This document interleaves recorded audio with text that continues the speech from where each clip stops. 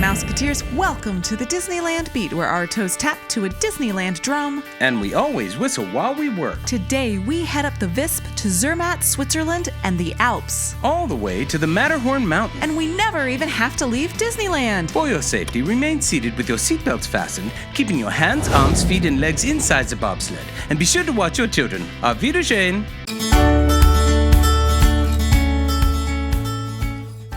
When the Matterhorn Bobsleds attraction was installed in Disneyland, it stood as the tallest structure in all of Orange County, rising to a towering 147 feet. The Disneyland version is actually just 1/100th the scale of the peak after which it is modeled, the formidable Matterhorn of the Swiss Alps, a perfect fit for Fantasyland. The first time I visited Disneyland was magical. Having grown up on the East Coast, I was quite familiar with the Magic Kingdom and the Walt Disney World parks, but I didn't know much about the large mountain looming on the horizon. What was its story? Well, that begins before construction on the attraction actually commenced. Following World War II, the Walt Disney Studio stepped out significantly by initiating production on live action films and documentaries. And they did it right. The first entirely live action film was Treasure Island, premiering in 1950. The film was also a first for the Disney company in that it was filmed abroad in England. Walt had traveled to Switzerland on holiday on a number of occasions, and he felt a deep appreciation for the alpine setting and the folk traditions of the Swiss people. The beauty of the Swiss landscape and the fascinating local customs was even explored in the short subject documentary Switzerland for the studio's People and Places series in 1955. In 1956, production began on the not-too-often-remembered film Third Man on the Mountain. It was decided it would be filmed in Zermatt, Switzerland. While visiting the set in 1958, Walt became fascinated with the peak which towered over the famous ski village, the same mountain around which the film was centered. He spent 3 weeks there with his family, getting around with a Tyrolean hat and a walking stick. He was struck by the Matterhorn, one of the most imposing peaks of the Swiss Alps. The striking alpine summit captivated Walt's imagination. And in a moment of inspiration, impressed by the beauty of the real Matterhorn, Walt grabbed a postcard of the mountain from a souvenir stand and sent it back to Imagineer and architect Vic Green with the message, "Vic, build this. Walt." And this started a process that resulted in the merger of an earlier toboggan ride concept with the idea for a bobsled coaster ride that would run around and through the structure. The peak was first shown in a conceptual drawing that was once on display at the Disney Gallery. We think that it is quite important to Disney parks that the Matterhorn bobsleds were developed and opened in Walt Disney's lifetime. His personal influence on what would separate a Disney coaster from traditional coasters, it's made all the difference. The attraction was to be constructed in the area between Fantasyland and Tomorrowland. This area had previously been occupied by a mound of piled earth left over from the excavation of the moat around Sleeping Beauty's castle. The area, once dubbed Holiday Hill and then later Lookout Mountain, had been improved with benches and pathways to encourage its use as a picnic area. Not long after the park had opened, Walt Disney conceived the idea of a toboggan ride on the mountain with real snow. He wanted Disneyland to have all the seasons at once. But the logistics of generating real snow caused vehement and stubborn objections by Disneyland construction chief Joe Fowler. It was in this period that the hill began to be known as Snow Hill. And instead of being a place for picnicking, the hill came to be used primarily as a nighttime lover's lane, much to Disney's dismay. But it would be kind of cool to tell people I used to make out on Snow Hill at Disneyland. The Matterhorn was a revolutionary coaster, but it did have some obvious influences. First, it has a striking resemblance to one of the oldest roller coasters in the world, the Rutsjebenen, still in operation at Tivoli Gardens in Denmark.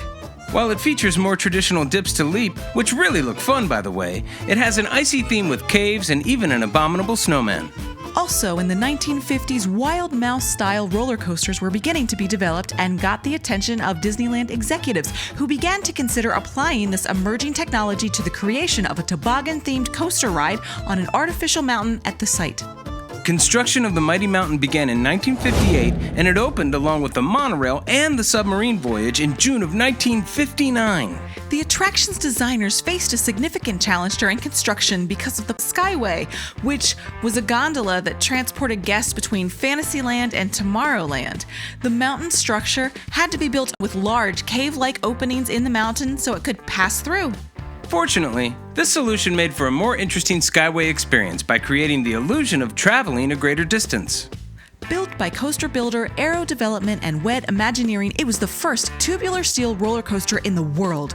The mountain itself consisted of a wood and steel infrastructure surrounded by man-made concrete and rock.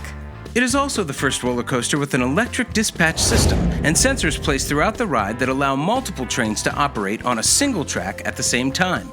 This innovation is taken for granted today, but it was revolutionary at the time, allowing large crowds in Disneyland all to be able to enjoy the ride in a day. During early test runs of the attraction, operators spread a large amount of hay towards the end of the track to reduce the speed of the bobsleds as they returned to the reloading area. Though hay was not a permanent solution, the ride needed something to slow the speed of the bobsleds near the end of the track. Eventually, the Imagineers replaced the hay with a pool of water meant to resemble an alpine lake. The water slowed the landing and resulted in what is now the famous bobsled splashdown, one of the most photographed moments in the park and one that we have not seen repeated in other coasters. The whole thing uses forced perspective. Trees on the side of the Matterhorn get smaller in scale as they get closer to the top, making the mountain seem much taller than it is. During popular seasons, real mountain climbers climb the Matterhorn, sometimes planting a flag and then rappelling back down to the ground. It's really quite exciting to watch. The Matterhorn was designed with 2 tracks, and as you can see in this image, they twist and turn around each other, giving you 2 different experiences, and perhaps more importantly, a reason to come back again. As you can see in this image, the Matterhorn is made of steel beams with a wooden outer shell that holds metal lathe upon which was sprayed plaster and cement. The top third of the mountain is actually unused by the roller coaster and famously houses a fairly large room with a staircase upon which a cast member placed a basketball hoop, leading to the fun Disney story of the basketball court inside the Matterhorn. From all accounts, it's still there. But for quite a while now, the room has been involved in the nighttime fireworks show, flying Tinker Bell and occasionally other Disney characters from the Matterhorn to past Sleeping Beauty's castle. The guests that got to ride the Matterhorn bobsleds in 1959 had a very different ride experience than the one that we have today, although today's version is closer to Walt's original vision for the attraction. While the exterior of the mountain was finished in great detail, tight budgets and time constraints left the interior of the mountain almost bare.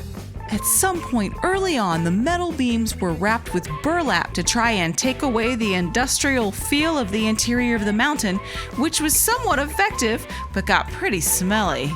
The Swiss mountain was also a little bit like a big piece of Swiss cheese, with lots of holes which the coasters would pop in and out of. Over the years, these have been reduced to give the mountain a more solid Edam or sharp cheddar look. And waterfalls fell closer to the track somehow, splashing the riders. The original vehicle sat 4 people, 2 to a seat, couple style, and each car took the ride solo, no trains. They looked almost exactly like the original Walt Disney World Space Mountain vehicles. In 1961, Walt had the idea of placing a huge revolving star on top of the Matterhorn for the holiday season, and it was so popular it stayed until 1971. It must have been some great local marketing, as it was the tallest and brightest thing in Anaheim for some time. In 1978, after almost 20 years, the Matterhorn received a major refurbishment. Most notably, the hollow interior space was broken up into a number of small icy caves and tunnels with far more convincing theming. Some holes in the mountain's skin were filled in, including the 2 large openings at the top of the lift hill that had allowed guests to briefly glimpse the entire southern portion of the park. Another major addition in '78 was an Abominable Snowman that took up residence in the mountain and was affectionately named Harold. The creature exists as 3 similar audio animatronic figures that roar at the bobsledders on their journey down the mountain. These super loud roars can be heard from ground level as well, even over the recorded howling of the alpine wind. The bobsleds themselves were changed to white cars decorated with orange and red stripes, and from a single car to 2 cars connected to each other to form a train. After many years of service, the Skyway closed in 1994, and the holes were filled up on the side of the mountain. The large space where the Skyway went through was changed into the Glacier Grotto scene. And we can only assume that the Skyway support pole is still inside, holding up the mountain. It was 2012 when the lap rider setup on the ride vehicles was changed to the 3 single riders we know today, a trend that happened in most parks across the country much earlier. Also in 2012, a major painting refurbishment for the mountain had to happen. After 50 years of repainting and touch-up, the mountain had become almost completely white. The entire mountain was repainted to darker, more realistic rock tones with snowy highlights. The snow on the mountain's surface in the past was merely white paint, but for the refurbished ride, glass beads were mixed into the paint so that the snow would reflect sunlight as actual snow does. Imagineer Jim Crouch served as the field art director over the rehab project. The mountain climbers also returned after the refurbishment. In 2015, the attraction was closed for an extended refurbishment to prepare for the park's 60th anniversary. It reopened several months later with new special effects and updated animatronics. Now on the lift hills, an animated image of the Abominable Snowman can be seen through the ice, and it's absolutely terrifying. And Harold may roar and yell a lot, but really, inside, I know he's a total sweetheart. The new animatronic versions of Harold with improved sound effects really did a lot to add to the story of the ride, and it made the whole thing much more exciting. The Matterhorn Bobsleds have never been brought to another Disney park, though you never say never. Several early pitches were made to bring the iconic mountain to Walt Disney World, with it almost becoming part of the Swiss Pavilion at Epcot. But certainly the epic Expedition Everest at Animal Kingdom pays homage to the original, featuring another famous Yeti. He's just a bit bigger. Today, at over 60 years old, the mountain is still one of the most popular rides in the park. It is known for its thrills and long lines. But they actually move pretty well, and Fast Pass and Single Rider are always very effective ways to get on the ride quickly. In 2018, the queue was expanded with some lovely new decor and trees, creating switchbacks instead of having the line wrap all the way around the mountain. And we certainly hope that this famous mountain is only ever upgraded and improved upon moving forward. Well, Mouseketeers, that's it for today. We hope you find some Disneyland magic in your everyday. See you real soon. See you real soon.